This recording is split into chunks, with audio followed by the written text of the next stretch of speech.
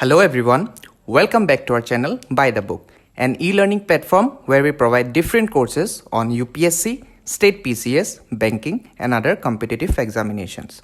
So if you are such an aspirant with big goals for your life, subscribe to our channel. Hit that like button if you find our content helpful, and also don't forget to share our videos so that our channel grows and we reach a mass audience. And also send us all your feedback. Any questions, doubts, queries or suggestions you have for us, send them in the comment section down below. This is the second part of the video on this topic. You can find the first part of this video in the description box down below. Come back to this video once you have watched the first part. I am Panchanan and I am here to help you with the syllabus for Indian polity. Today's lesson is Indian historical background part 2. So without a further ado, let's begin. In the previous video, we discussed about the various acts which were passed during the company rule and the crown rule.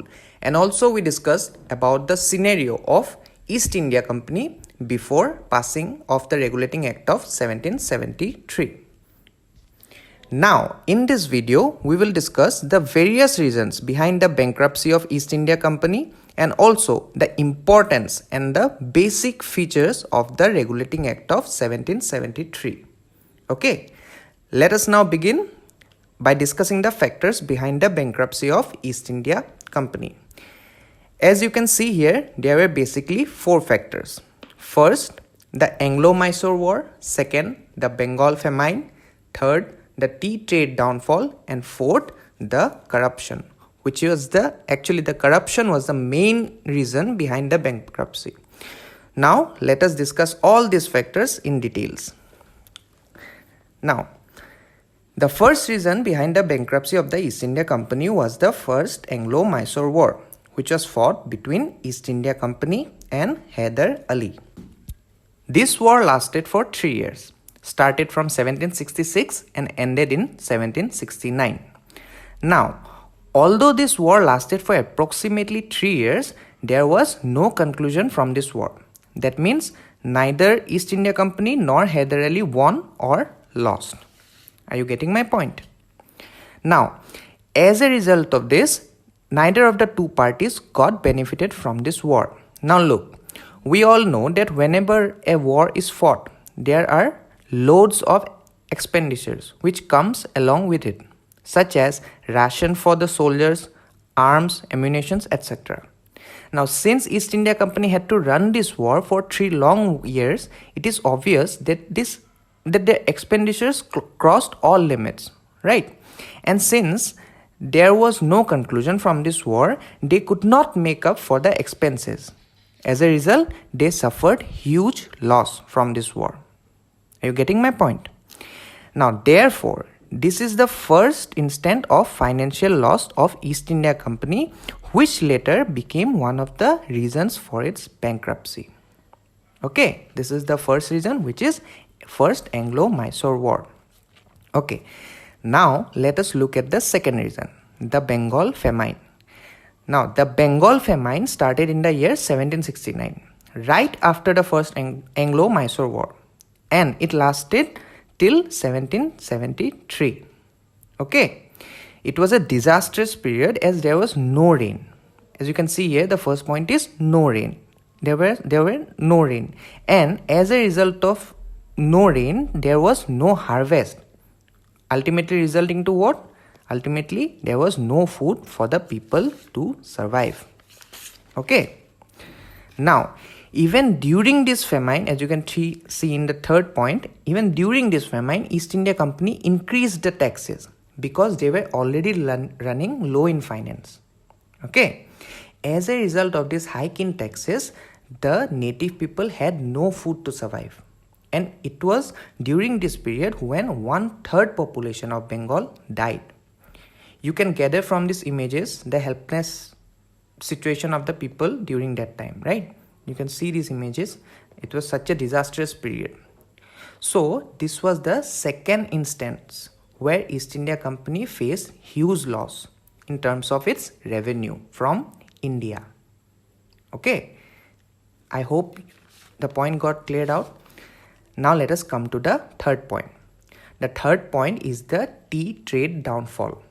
Now see, East India Company exported tea from India to America and it was generating huge profits for the company, right? But during the later part, the demand for tea from East India Company fell, right? Why what was the reason behind it? Because 85% of the tea started getting smuggled into America by the Dutch. The Dutch people started smuggling tea. Okay, so the East India Company faced huge loss in tea trade and this factor added up to its eventual bankruptcy. Okay, I hope you got my point. It is a very short point. You just have to get the basic gist out of it. Now, the last and the main reason behind the bankruptcy of East India Company is corruption. The fourth point is corruption. See, the first fact which you need to know is that East India Company paid very less salaries to its officials. Okay, East India Company's officials got very less salary. Okay, but there is a catch to it.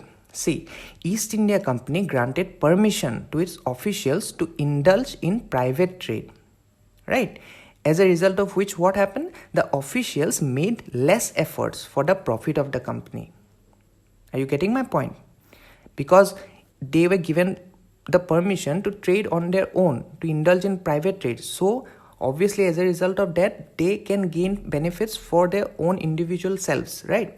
So, why will they give any effort for the company? Instead, they focused in filling up their own individual pockets. So what happened? This resulted in East India Company making huge losses and its officials making huge profits. Are you getting my point?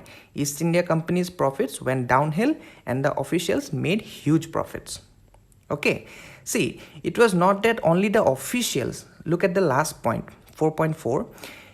It was not only that the officials of East India Company were indulged in this corruption. There were many British MPs, ministers and other influential people in Britain who made huge profits by indulging themselves in this corruption. So, from the top to the bottom of East India Company, everybody was corrupt. This resulted in the company facing bankruptcy. Let us see the points once again. The first point is the First Anglo-Mysore War, second, the Bengal famine, third, tea trade downfall, and fourth, and the main reason, corruption. All these factors contributed, combined, and resulted in the bankruptcy of East India Company. As you can see in the first point, the mentioned factors led to the bankruptcy of East India Company. Right. Now look at the second point here. See, it's written in 1772, East India Company asked for a loan of £1 million from the British government.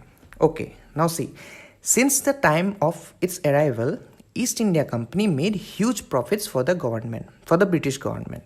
Okay, but by reaching 1772, East India Company was totally bankrupt.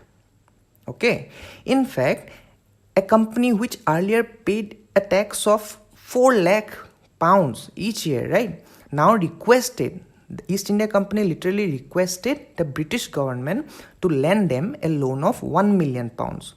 For what? Just to keep the company running. Okay, to merely function, they needed a loan from the British government. So what happened? This caught the eye of the British government and they felt the necessity to control the affairs of East India Company in India. The British thought that this can no longer run like this, and if we allow East India Company to function on its own, they will eventually perish. Okay, so look at the third point. Therefore, to revive East India Company, the British Parliament introduced the Regulating Act in 1773. Okay, now what was the main purpose of this act? This act is introduced to regulate and supervise the affairs of East India Company in India. Okay, now we have reached the crucial stage of our video. Now, everything we'll be discussing from here on is very important from exam point of view. So I request everyone to pay attention from now on. Okay. Now we will be discussing the importance of the Regulating Act of 1773. Look at the first point. First, this act was the first step taken by the British government to control and regulate the affairs of East India Company in India. See, before the Regulating Act of 1773 was passed, East India Company worked independently. It worked as an independent body, right? But after the act was passed, the British government had the power to control and regulate the affairs of East India Company. Okay. Now, second point. Through this act, the British government recognized the political and the administrative functions of East India Company for the first time. Okay, see, before this act was passed, East India Company was a purely trading company, right? But after the Regulating Act of 1773, the political and administrative functions of East India Company were made official for the first time. The British government recognized it for the first time. Okay. Now the third point, see, this act laid the foundations of central administration in India. See, laid the foundations of central administration in India. We will discuss regarding the central administration in the later part of the video. Now, let's keep it as it is. Okay. Now see, now we will discuss the main features of the Act of 1773. Right. See, what were the features contained in the Regulating Act of 1773? We will discuss every one of those features in detail.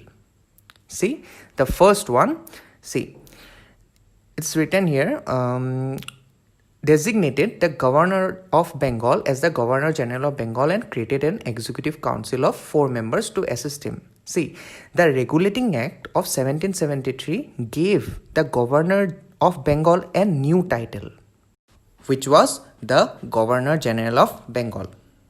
Okay, so the title of Governor of Bengal changed to the Governor General of Bengal. Okay, and this act also created an Executive Council of how many members? Of 4 members to assist the Governor General of Bengal. Okay, I hope you got it. See, now the first Governor General of Bengal was Warren Hastings. You need to remember this, okay? The first Governor General of Bengal was Warren Hastings. And these are the 4 members in the first Executive Council. It's not necessary to remember all these names, but since they were the first members of the Executive Council, so I have mentioned the names here. Okay, see, the first one, Philip Francis, George Monson, third is John Clavering, and fourth, Richard Burwell. Okay, so this was the first point, the first feature of the Regulating Act of 1773. I also want to provide an additional information here. Okay, see, whenever a decision was needed to be passed during the time of Warren Hastings as the Governor General of Bengal, see, it had to go through a voting process. Okay, and this voting process, there was Warren Hastings and his 4 Executive Council members. Now, it so happened that the Executive Council did not approve of his decisions most of the time. Right? So, due to this, what happened? Due to this, Hastings faced many problems regarding the implementation of his decisions. Okay. And also, one more thing, the period of Warren Hastings as the Governor General was known as the period of trial and error in history. Now, why trial and error? Because Hastings passed many laws and took many decisions which were sometimes successful, but most of the time they failed miserably. He tried many new things, okay, and sometimes they were fruitful, but most of the times it failed miserably. So his period was known as the period of trial and error. Okay, now let's see the second feature of the act. See, before the Regulating Act of 1773 was passed, the governors of Madras, Bombay and Bengal presidencies were independent of each other. Okay, they acted independently. They took their decisions on their own and did not face any subordination when implementing any laws, right? But after the Regulating Act was enforced, the governors of Bombay and Bengal were made subordinate to the Governor General of Bengal, right? So, as we have discussed previously, this act laid the foundation of a central administration in India. Why central? Because now, as the Governor General of Bengal was the central character, and below him there were the Governor of Madras and Governor of Bombay. Right? I hope you got it. So, the second feature of the act is made the governors of Bombay and Madras presidencies subordinate to the Governor General of Bengal. Right? Okay. Now, let's see the third feature. See, the Regulating Act also led to the establishment of a Supreme Court in Calcutta. Now, where in Calcutta? In Fort William. In what year? In 1774. Now, see, before 1774, there were small Diwani courts in India. Okay, and these Diwani courts were basically run by Indian laws. But as you know, the British found these laws totally traditional, orthodox, and uncivilized. Right? They found these laws very uncivilized. So they did not continue with this. They tried to stop these Diwani courts and therefore established a Supreme Court for the first time in India at Calcutta. Okay. Now one more thing. See, the first Supreme Court comprised of one Chief Justice and 3 other judges. So there were in total 4 judges. Right. Now, see, the first Chief Justice of this Supreme Court was Elijah Impey. Elijah-Impey. Elijah Impey. Okay. Now, let's look at the fourth feature. See, as we have already discussed before, that the East India Company granted permission, right, to its officials to engage in private trades. You remember that, right? The East India Company gave special permission to its officials that they can operate on their own and indulge in various private trades, right?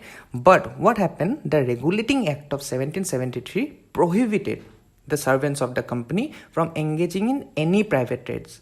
And also, from now on, they could not even accept any gifts or presents from the native people, right? So, the provision of the servants of the company engaging in private trades was banned through this act, right? I hope you got it. Let us move to the fifth feature. See, before the British government took over the East India Company ran independently, right? And it did not report to any higher authorities regarding its affairs in India. You all know that, right?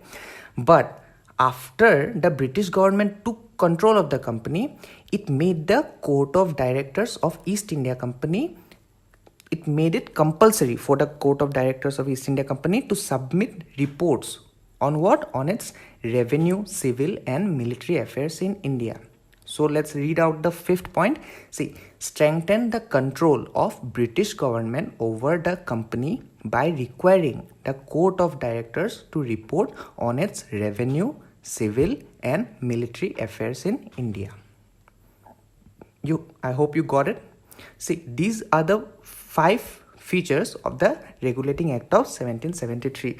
These features are asked in exam many times. Okay, they come in almost in, you can say, every alternative year, right? And they are most important. You really need to give all your focus in these features, right? Now, I also want to discuss one more thing before ending the video. See, whenever a new law of the land is passed, right, or whenever a new act is passed, it is bound to contain certain defects, right? Likewise, in the case of Regulating Act of 1773, the act contained many loopholes and defects. Okay, so see, it's written here in red, to rectify the defects of the Regulating Act of 1773, the British Parliament passed the Amending Act of 1781. right? To rectify the defects of Regulating Act of 1773, British Parliament, what did they do? They passed another act, which was an amending act of the Regulating Act of 1773. And they passed this amending act in what year? In 1781. And this amending act was also known as the Act of Settlement. Right? I hope everything got cleared for you. So with this, we have come to the end of our today's video. Once again, I would like to request all of you that if you liked this video, please give it a like and share this video among your friends, family and other aspirants. And also please subscribe to our channel so that we can grow. And since it's a new channel, it will be really helpful for us if you all give us all your support. Here are our social media handles for Instagram, Facebook and Twitter, and also our email ID is given. Follow us to give us all your love and support. We have worked really hard at this. So with this, we have come to the end of video. Until next time, take care. Goodbye.